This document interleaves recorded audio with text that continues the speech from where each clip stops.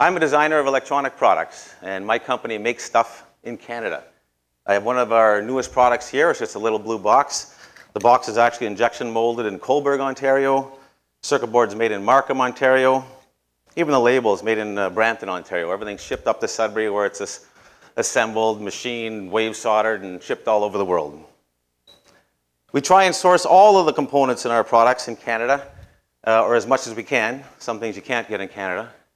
And it just seems to make sense that you spend your money in your community, your neighbors have money.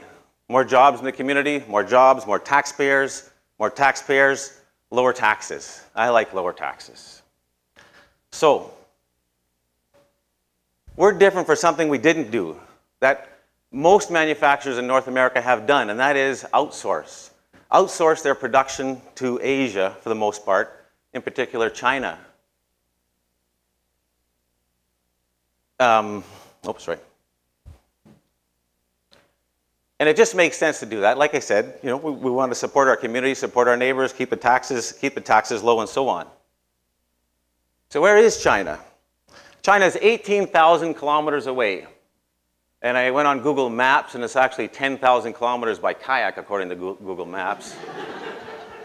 Now, does it make sense, even from an environmental perspective, to be shipping our natural resources 18,000 kilometers to China to be made into products for us to use here? And then they ship them 18,000 kilometers all the way back. It wasn't always this way. In the 60s, Canada was a manufacturing powerhouse. We made everything. We made airplanes, appliances, clothing, all our furniture. I mean, you'd have a hard time trying to find something that wasn't made in Canada if you went into a store. And even electronics.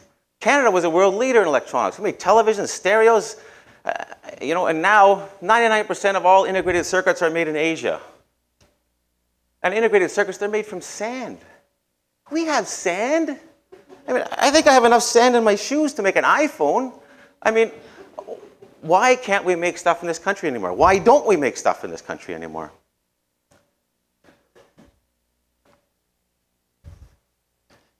So why is everything made in China? And, to me, it seems like everything is made in China. You head down to the mall, all the clothes, even the ones that say Canada on them on the outside say made in China on the inside. You go to the hardware store, you buy an axe to cut down Canadian trees. It says made in China on the head. This drives me crazy. To give you an example, I have a cabin in the woods. I want to rake up the leaves, so I went down to the hardware store and I bought a rake. A very nice rake. Made in Canada. I'm a very patriotic guy. It says made in Canada on the front and made in Canada on the back. Then I look a little closer and I see here on the rake, it says made in China. I'm like, what? Well, then I realize this thing is made in China, shipped all the way here, probably made from steel that was shipped all the way to China, shipped all the way back here, and then some guy in Quebec goes like this, and we got $30 of Canadian GDP. So what's going on? And this is industries across the board. The labor-intensive parts, the expensive things to make, are being made in Asia, where wages are lower, and so on. So why? Why is this going on? Everybody wants to know, and I'm going to tell you. There's an obvious answer. It's cheaper. The average factory worker in China makes $11,000 a year. Average factory worker in Canada, $50,000 a year. Now you think, okay, well that's a big difference, but how do they live on $11,000 a year? Well, they actually live pretty well. You see, in China, the average savings rate is 30%. In Canada, it's 3%. So if they're saving 30% of their money, they're living all right. They have enough to buy food and clothing and shelter. And people say, well, they have a lower standard of living. Well, I think they just have a different standard of living. So, why is the currency and cost of living so low? Well, I'm going to show you. And I'm going to use one graph. It's going to take 7 minutes, a little bit of history, and I'm going to explain why stuff is made in China. And here's our graph. There's what we're going to look at. We're going to look at U.S. government debt. And I know you're thinking, Tom, wait a minute, we're in Canada. Why are we looking at U.S. government debt? Well, world trade is still largely conducted in U.S. dollars. If we want to understand the trends in trade, we have to look at what happened with the U.S. dollar over the past 50 years or so. And we're going to get all the answers we need from this. So let's start. We're going to start in 1900. The debt is $2 billion, barely registers on our graph. That vertical scale is trillions of dollars. And I actually put the number trillion up there so you can see how big a number that is. That's a lot. That's 12 zeros, a million. Now we're going to jump to World War II, and we see the first little blip up in our graph. And by the way, we're looking at debt because money comes from debt. This is basically showing us how many US dollars there are. So, trust me. Wars are very expensive. In World War II, the United States built thousands of airplanes, hundreds of ships. They had to pay their soldiers. They had to buy fuel. How did they pay for this? Well, in World War II, most of the citizens of the United States bought war bonds. So basically, the citizens loaned the government the money for the war effort. It was a very patriotic thing to do. And the war was won in 1945, and then we enter the Bretton Woods era. Now, the Bretton Woods era, after World War II, Europe was in ruin. The economies were in ruin. Their factories were destroyed. In Asia, it was mostly destroyed. Japan was destroyed. We were in a pretty tenuous situation. So all the nations of the world met in Bretton Woods in the United States in 1945, and what they decided was we needed a strong currency to facilitate trade, to facilitate rebuilding. And so they came up with the Bretton Woods system. And what it is the US dollar would be used as a reserve currency, and it would be backed by gold held in the US. Because after the war, the US had almost all of the world's gold, because it had also supplied a lot of the allies in different countries, and they paid in gold. And so at the end of the war, the US is sitting with its factories intact, mountains of gold, 20-some thousand tons. They're in pretty good shape. So they were the ones that are going to back up the rebuilding of the world. Now, and this worked fine for a time.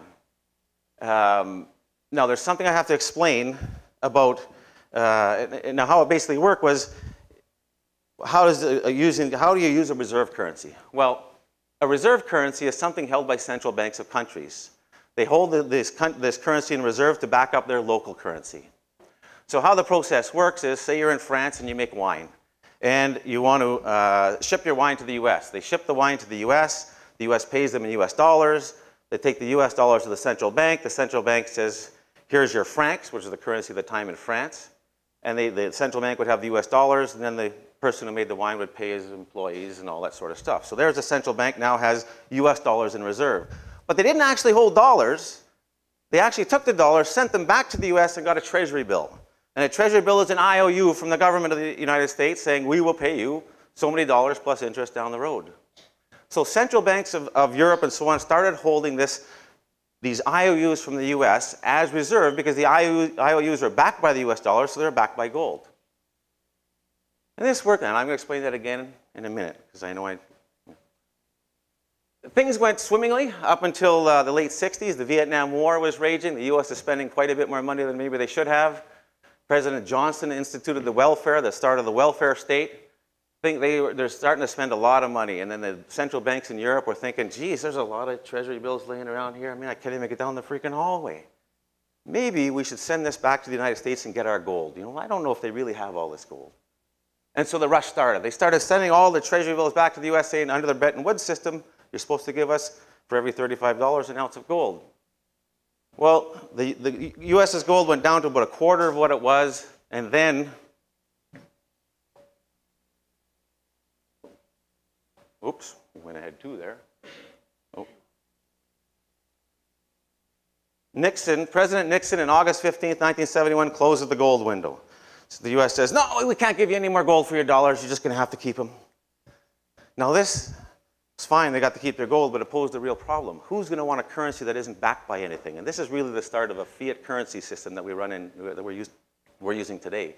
Our currencies are backed by nothing but the faith of the people that use it, and the faith in that the people who issued the currency are good for it. So this was a real problem in 1971 because, you know, this fiat currency thing, I don't know if I want to keep a whole bunch of pieces of paper that aren't backed by anything in my central bank. So the US came up with a plan. And they went to Saudi Arabia and said, Saudi Arabia was the biggest oil producer at the time, and said, hey, we'd like you guys to trade your oil or accept only US dollars for your oil and save the profits in US dollars. And they did a few favors for them, and Saudi Arabia agreed. You can only buy oil from Saudi Arabia in US dollars. By 1975, all other OPEC nations had joined forces or jumped on the boat or the bandwagon, and they were all trading oil for US dollars. And it was the start of the petrodollar phase. Now the petrodollar is, why would the US want people to trade oil in dollars? Because almost every nation needs oil. And it wasn't just oil, commodities, everything was started trading in US dollars, all commodities.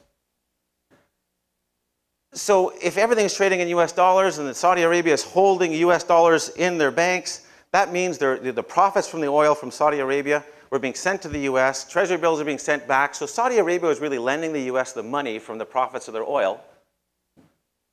So it was great for the US. They had as much money as they want to spend in this time. Now, a lot of nations realized, holy geez, we need oil, we need US dollars. So many nations started targeting the American market, and the one that was the best at it was Japan. Anyone over the age of 40 will remember the 70s and the 80s was a time when the introduction of all the Japanese brands showed up. Toyota, Nissan, Datsun, Sony. I was the same guy then as I am now, except I was running around saying, why is everything made in Japan? It just drove me crazy because I think everything should be made here. It went really well for Japan up until 1995. Their GDP rose 5 times. And then, well, they just heated up too much and the economy collapsed for a number of reasons. Their GDP today is actually exactly the same as what it was in 1995. They've had almost 20 years of no growth. Now, the whole thing about Japan, you think, well, geez, Japan sold a lot of stuff in the US. Why did the US allow the Japan to come in with low-priced stuff into their market? They did it because the Bank of Japan agreed to hold the profits from the sales of the goods in the US in their central bank. In other words, they loaned the profits of the sales in the United States back to the United States. And this worked great. And they accumulated $1 trillion of reserves. So they basically loaned the US government $1 trillion. But in 1995, the game was over. And again, I'll go over how this works. Toyota sells a car in the United States for $10,000. It's 1975 or something. They get the money, they go to the Central Bank of Japan, say, here's my 10,000 US dollars, can I have some yen so I can pay our employees? Yes, you can. So the central bank has $1,000. They don't just put the cash in a big pile. They take the cash, ship it to the US. The US sends them a treasury bill or an IOU saying, thank you very much for loaning us the money. And this is how the US government has been funding its deficits. But in 1995, what happened? In 1995, Japan collapsed, and then we enter the rise of China. A lot of other nations have got into the game. Everyone needs oil. Everyone needs US dollars. So everyone's trying to export to the United States. But this was China's time to shine. Most of the things that we buy today are made in China. China's GDP has grown up until last year 9 times since 1995. Hundreds of millions of Chinese have moved from the rural countryside into the factories, and it really was China's industrial revolution. They are the factory of the world. Why did we allow this to happen? Well, one thing about the Chinese thing, it was very different from Japan in that you didn't see a whole bunch of Chinese brands. We don't see, Chinese appliance and all this. What it was our North American companies outsourcing their production. So the Chinese goods came with American names on them, with Canadian names on them. And before you know it, you go to the mall and everything, it doesn't matter if it's a Canadian company, American company, it's made in China. And the US government, they allowed this. Why? Because the government of China agreed that the profits, that the companies would get their US dollars, go to the Central Bank of China, get their US dollars, get their yuan back from the US dollars back to the government, T-bills back to the Bank of China. And now the US has another source of funds. And that's why the US really didn't block the imports from China, and that's why Canada doesn't either. The imports are the source of funding. It basically is the way the US is able to borrow money. When foreign central banks hold T-bills, they're IOUs, they're loaning the US money. And you can look at this graph, and let's move on to where we are today.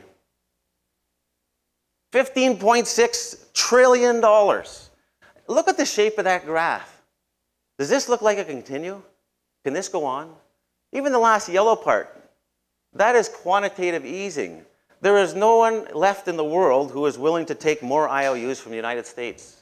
So they're loaning the money to themselves. And that's a whole other TED Talk. So, are we doomed? Well, I don't think so. The world's going to keep turning. There's a lot of people who have a lot of ideas about what's going to happen. I have only one idea about what's going to happen. This is what's coming. Change.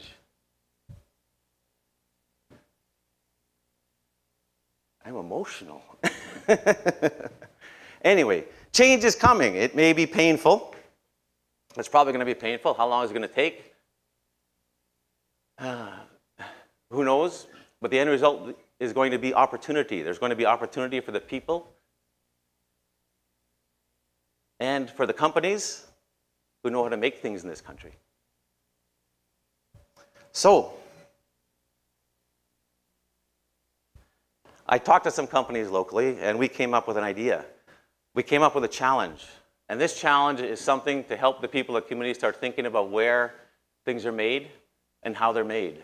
And it's called the On Track 2x4 Innovation Challenge. I actually brought a 2x4. I'm going to stand beside it.